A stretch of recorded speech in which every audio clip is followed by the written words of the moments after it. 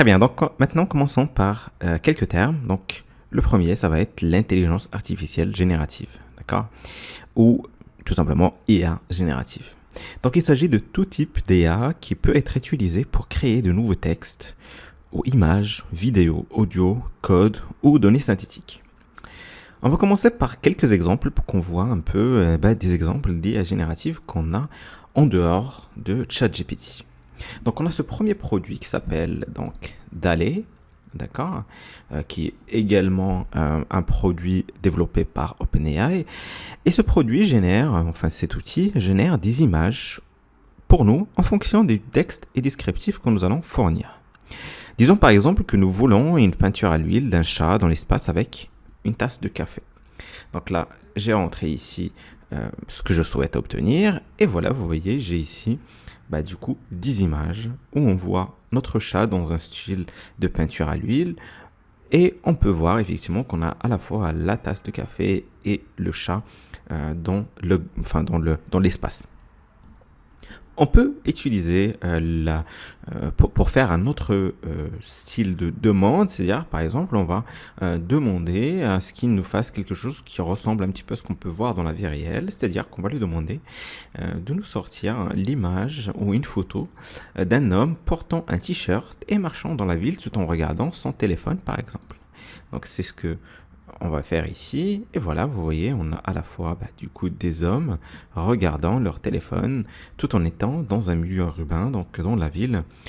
Voilà, donc ça c'est un style d'intelligence artificielle générative pour les images. Et il y en a d'autres, mais en tout cas, ici l'idée c'était juste de voir quelques exemples. Bien sûr, il existe aussi des exemples pour créer de l'audio ou la musique, d'autres pour la vidéo, etc., etc. Donc ce qu'il faut retenir, c'est qu'il y a des tonnes et des tonnes d'outils qui vont apparaître et qui sont déjà sur le marché, qui utilisent l'IA pour créer du contenu nouveau et original.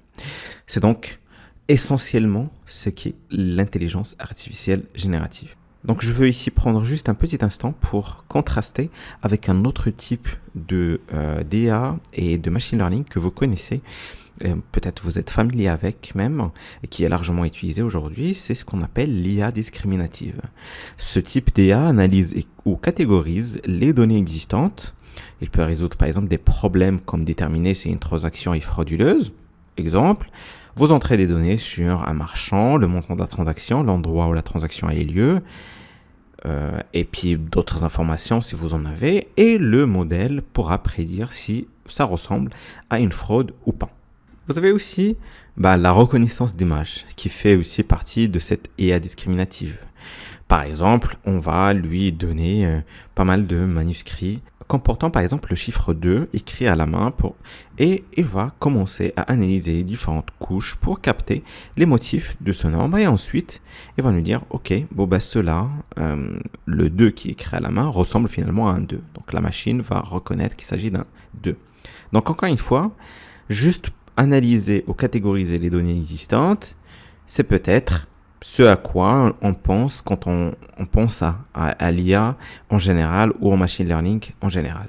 Mais ici, sur quoi je veux insister, c'est que il faut différencier l'IA discriminative, donc ces deux exemples qu'on a vus précédemment, et l'IA générative, donc comme DALL-E, ChatGPT ou d'autres outils, qui, elle, donc cette intelligence artificielle générative, est une toute nouvelle catégorie d'intelligence artificielle qui permet de créer ou de générer du nouveau contenu original.